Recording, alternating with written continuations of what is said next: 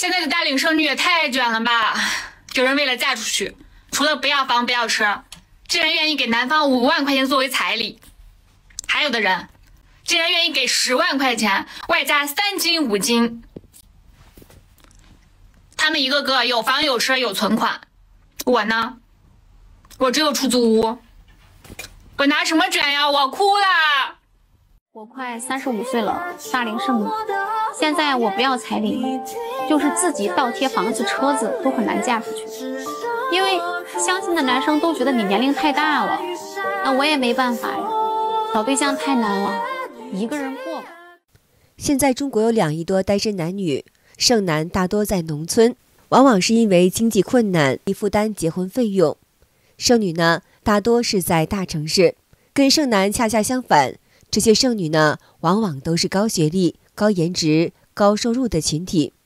因为社会财富和阶层的差异，这些剩男剩女也走不到一起。今天呢，我们就来聊一聊大龄剩女这个话题。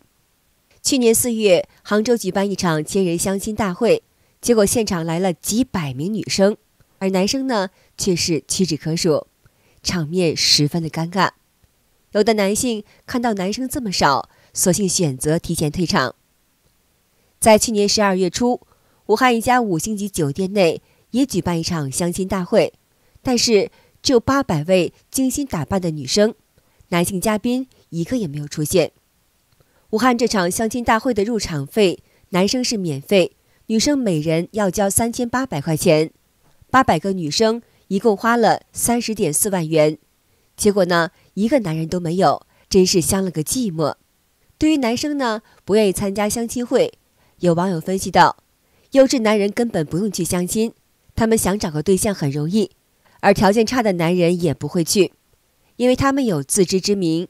女生通常要求男方有房有车有彩礼，如果呢他没有这些条件的话，何必去相亲，只能去自取其辱。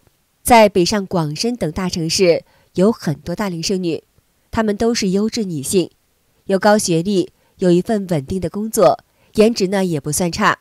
可是呢，因为年龄偏大，她们即便不断放低要求，也很难找到对象。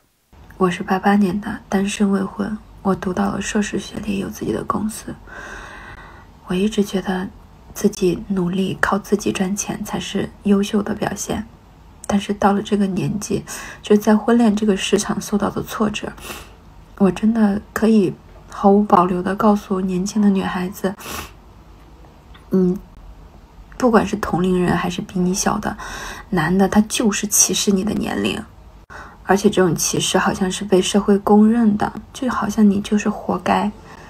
而且一个客观事实是，你的同龄人单身的已经很少了，可能你最好的归宿就是要做好孤独终老的准备。我刚刚看那个女孩子想加你微信，你为什么拒绝人家呀？她都35了，我加她干嘛呀？真的是。我看她条件挺好的呀，她自己工作也稳定，家里面呢还有房子。没用呀，她这条件这么好，又不给我花钱，还不是要我花钱，住我的房子，花我的钱吗？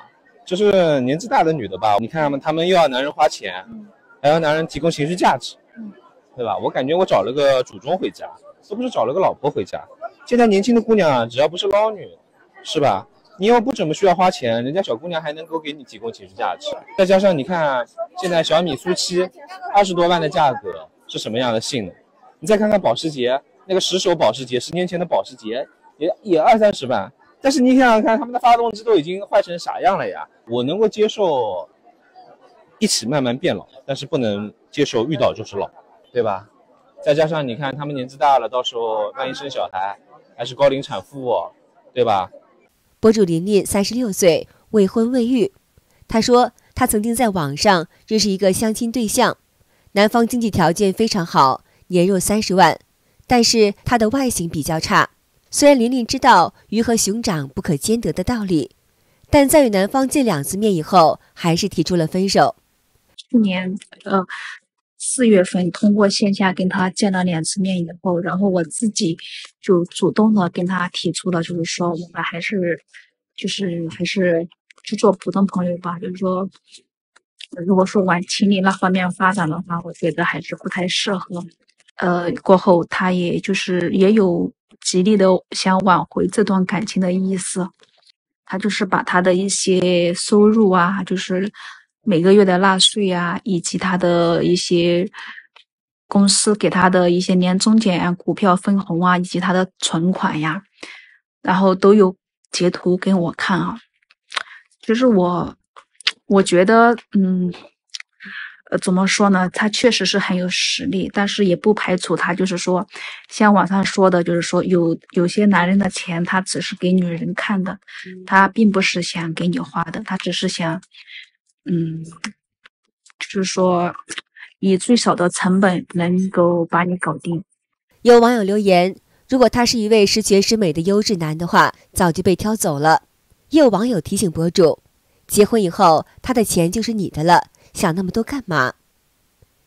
在中国结婚时，男方通常都要给女方彩礼，江西彩礼普遍在30万左右，农村地区偏高，福建省泉州等闽南地区彩礼普遍是20到50万，部分地区呢需附加3金、金饰、房产等条件。由于中国女生对经济条件要求比较高，很多男生呢不得不把眼光投向外国，因为外国姑娘不要彩礼，不要车，不要房。近年来，嫁到中国的国外姑娘越来越多。根据涉外婚姻的统计数据，2019年娶外国媳妇儿的中国男性有29000多人，2020年有1万多外国媳妇嫁到中国，2021年这个数字上升到27000多。这位中国小伙娶了一位乌克兰的媳妇儿。我这老丈人为了支持我们结婚，前后汇了5万美金，他们家也不要彩礼。你们说这小老外当初看上我啥了？对我这个穷小伙追那么紧。老公，你干啥呢？这么入迷？我看以前你来中国留学这些照片。哎呦我，看这个干啥？老婆，咱们当初上大学的时候，学校你说那么多帅哥，你咋就看上我了呢？我刚来中国的时候，我还不会说中文，所以我没有那么多朋友。大家都说中文，我听不懂。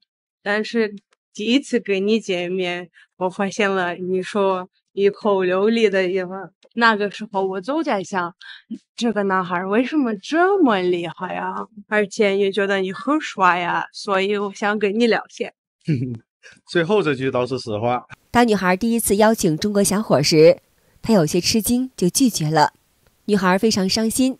后来呢，他发现这个女孩特别聪明，而且善良，两个人还有共同的爱好，在一起时总有说不完的话。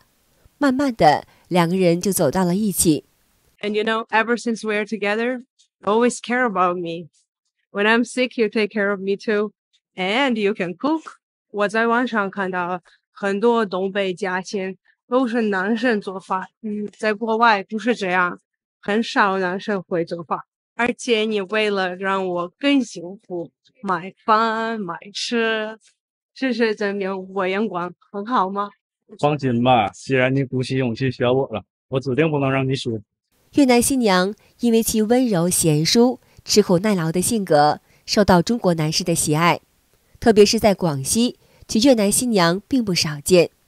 当地流行一句话：要是媳妇娶不到，越南新娘来报到。不要彩礼，不要房，上得厅堂，下得厨房。不过呢，这位越南博主提醒中国小伙子，不要通过婚介公司娶越南新娘，不但要花很多的钱，娶回来新娘也容易跑掉。他建议中国小伙可以去越南旅游，然后在当地交女友。两人有了感情基础以后，不但不需要花太多的彩礼钱，而且婚姻还比较稳固。你们是太天真了吗？还是太勇敢了？为什么可以拿出几千块钱甚至几万块钱给那些媒婆啊，给那些婚介公司，让他们帮你介绍越南的老婆了？你知道吗？现在中国的离婚率高得离谱，你娶了个中国老婆，你们是在同一个国家生活的，你们是有感情基础的，后来还是分开了，更何况现在去国外找个老婆，你不认识他，他也不认识你，你不了解越南，他也不了解中国，你们是通过媒婆介绍的，两个人匆匆忙忙就结婚了。你觉得这样的婚姻能幸福吗？其实越南的女孩子她又不是嫁不出去，就算她条件很差，她也可以在越南找一个条件一般般的男生结婚。她为什么要跑到国外呢？为什么要跑到这么远的一个地方嫁给你呢？那么他一定是图你对他好嘛，图你条件好，他希望你能帮到他。但是呢，他跟你结婚之后呢，他就发现你什么都帮不了他。本来你们之间就没有感情基础的，现在又加上你条件很差，那么他跟你在一起了，几个月后他就跑了。你们知道现在大龄剩女为了能够嫁出去有多拼吗？我身边的很多典型的例子啊，就是女生可以说可以把彩礼降低，可以把房子要求降低，而且甚至愿意自己倒贴的更多的嫁妆都愿意嫁。你们有没有见过？有女生私信我说我不要彩礼是便宜货，说我倒贴彩礼是赔钱货。姐妹，我们不一样啊，你是年轻漂亮身材好，追你的男生都排到法国了，但是我都快35了，如果我再不出几十万彩礼娶男人，我这辈子都要孤独终老啦！求求你做个人吧！真是的，你这是想让我一辈子一个人啊？红娘金姐在杭州万松书院相亲角看到一个大龄女的征婚条件，感觉现在婚恋市场很残酷，有的大龄女生真的是着急了。金姐呢，刚才在万松书院看到有个女孩子站在路边呢，举着一张纸啊，上面的资料显示呢是38岁未婚的自己创业，年入呢是100万啊，有房的有车，要求男生呢小自己呢10岁之内啊，有稳定工作，有稳定的情绪价值啊，相貌中等以上。说实话，以女生自身的这个条件来看呢，这个要求呢也不算高啊，但是呢也有不少家长说，搞这么小的，这个小这么多，谁愿意啊？那么呢，你们觉得这个女孩子的要求合理吗？不少网友表示，相差10岁差距太大了，最多差个5岁还可以接受。一个大龄女生被剩下，都是因为性价比太低。这是我一位刚分手的男会员说的。他说，那些想结婚、自诩优质的大龄女生们，无论看起来多漂亮、学历多高、有多么自由潇洒，但只要被剩下，就说明她的择偶要求不切实际。他想要结婚的那类人，人家不想跟他结婚；想和他结婚的男生呢，他又看不上。说到底，还是在婚恋市场里的要求太高了，滞销时间太长，最后高不成低不就。我说，那人家长得漂亮，学历也高，收入也高，难道就不是优势吗？这位男会员叹了口气说呀，她长得漂亮，但20岁的女生也有这么漂亮的，要求还更低。她981，但一线城市写字楼里985的女大学生多如牛毛。她月薪2万，但又不给我花，反而以自己月薪2万作为筹码，管我要更多的钱，那还不如月薪为0呢。她说5年以后可以跟我生孩子，并且20年后把孩子培养成高学历人才。可问题是5年后她能不能生得了孩子还不一定呢。好的，今天就和大家聊到这儿了，请您记得点赞、订阅、留言，并且分享给您的朋友们。感谢您的支持，我们下期节目再见。